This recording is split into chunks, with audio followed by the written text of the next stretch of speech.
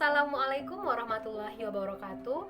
Perkenalkan, nama saya Dinda Aprilia, NIM 1823476, mahasiswa Prodi Perpustakaan dan Ilmu Informasi Universitas Negeri Padang. Baiklah, pada video kali ini saya akan membahas tentang kearifan lokal yang ada di sekitar. Observasi kearifan lokal ini dilakukan di daerah Durentarung, Kelurahan Pasar Ambacang, Kecamatan Kuranji, Kota Padang. Baiklah, yang pertama ada latar belakang.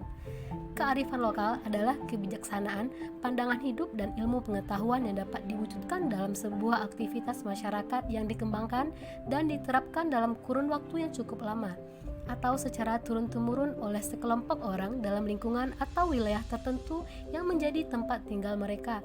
Kearifan lokal dipandang sangat bernilai dan mempunyai manfaat tersendiri dalam kehidupan masyarakat.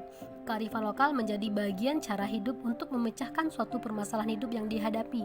Adapun fungsi dari kearifan lokal yaitu sebagai filter atau penyaring dan pengendali terhadap budaya luar, memberi arah pada perkembangan budaya dan pengembangan sumber daya manusia. Baiklah, kearifan lokal pertama yang akan saya bahas yaitu rumah gadang. Rumah gadang merupakan rumah adat Minangkabau yang juga disebut dengan rumah bagonjong. Rumah ini berbahan kayu, berbentuk persegi panjang. Pada bagian depan rumah gadang terdapat tangga. Rumah gadang memiliki bentuk atap yang khas, yaitu atapnya berbentuk melengkung seperti tanduk yang runcing. Bentuk atap yang runcing itu memiliki makna, yaitu tanduk seperti tanduk kerbau. Kerbau yang memenangkan pertempuran adu kerbau. Untuk menambah unsur seni pada dinding rumah gadang, biasanya dibuat ukiran dengan motif khas Minangkabau. Pada pegangan tangga terdapat ukiran itik pulang petang, pada bagian luar terdapat ukiran bunga, dan pada pintu masuk kamar juga terdapat ukiran bunga. Rumah gadang ini diwariskan antar generasi berdasarkan garis keturunan ibu, atau yang disebut dengan matrilineal. Rumah gadang merupakan rumah gadang kebesaran Minangkabau dengan segala filosofi yang terkandung di dalamnya.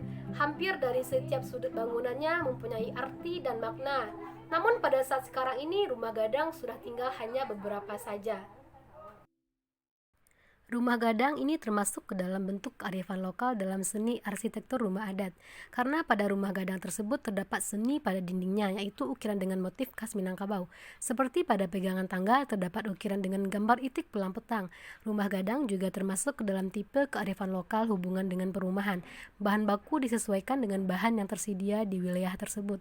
Terkait dengan rumah gadang, yaitu bahan bakunya menggunakan kayu.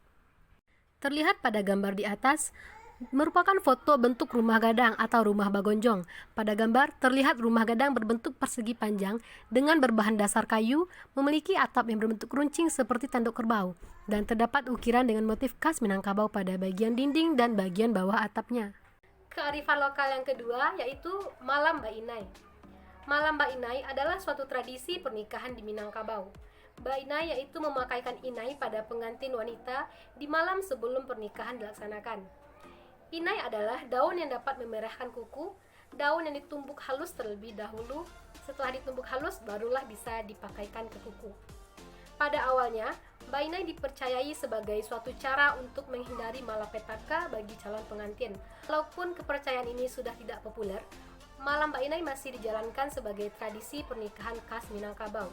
Setiap kuku yang dipakaikan Inai memiliki arti istimewa. Malam Mbak Inai memberikan kecantikan dan warna dalam pernikahan, menunjukkan kalau kehidupan rumah tangga itu banyak lika-liku yang tergambar pada motif yang digambarkan pada tangan. Karena pada saat ini tangan juga digambar dengan menggunakan inai atau henna.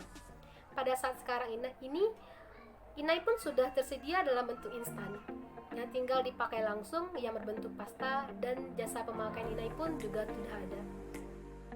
Malam Mbak Inai ini termasuk ke dalam bentuk kearifan lokal dalam tradisi dan kepercayaan, karena pada Malam Mbak Inai merupakan tradisi masyarakat Minangkabau dalam proses pernikahan. Malam Mbak Inai dilakukan pada malam hari sebelum pernikahan dilaksanakan. Pada setiap pemasangan inai, pada kuku pun dipercaya memiliki makna yang berbeda-beda. Kearifan lokal yang ketiga adalah mandi balimau. Mandi balimau merupakan tradisi masyarakat Minangkabau. Kata balimau berasal dari ba dan limau, di mana ba dalam bahasa Minang berasal dari imbuhan kata ber, dan limau artinya jeruk nipis. Jadi balimau adalah mandi dengan menggunakan limau, diwariskan secara turun-temurun, dan tradisi ini dipercaya berlangsung berabad-abad. Balimau ini dilakukan sehari atau 2 hari menjelang bulan Ramadan. Balimau dilakukan di sungai atau tempat-tempat pemandian yang sangat ramai dikunjungi warga. Balimau berarti mandi dengan menggunakan limau atau jeruk nipis. Zaman dahulu, warga Minangkabau mandi dengan menggunakan jeruk nipis sebagai pengganti fungsi sabun, dan limau juga dapat melarutkan minyak atau keringat di badan.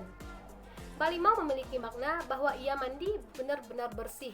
Itulah yang kemudian dikaitkan dengan ajaran agama Islam, yakni sebagai simbol benar-benar membersihkan diri lahir dan batin menjelang melaksanakan ibadah puasa. Namun pada saat ini balimau menimbulkan pro dan kontra. Balimau saat ini tidak dianjurkan, bahkan dilarang karena bercampurnya laki-laki dan perempuan di sungai atau di pemandian umum tersebut. Bahkan sebagian remaja menjadikan tradisi ini sebagai kesempatan untuk jalan-jalan, bahkan mandi-mandi bersama pacar atau lawan jenis yang bukan muhrimnya. Mandi balimau ini termasuk ke dalam bentuk kearifan lokal dalam tradisi dan kepercayaan, karena tradisi ini sudah berlangsung berabad-abad dan merupakan kebiasaan masyarakat yang dilakukan sehari atau 2 hari menjelang bulan Ramadan dan mempunyai makna yaitu membersihkan diri lahir dan batin menjelang bulan suci Ramadan. Terlihat pada gambar di atas menggambarkan mandi balimau yang dilakukan masyarakat di sungai yang sangat ramai dipenuhi oleh masyarakat. Mandi balimau ini dilakukan sehari atau 2 hari menjelang bulan Ramadan. Terlihat pada gambar sungai dipenuhi oleh anak-anak, bapak-bapak, ibu-ibu, dan para remaja.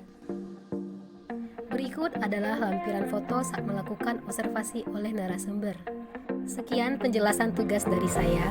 Kurang lebihnya mohon maaf. Assalamualaikum warahmatullahi wabarakatuh.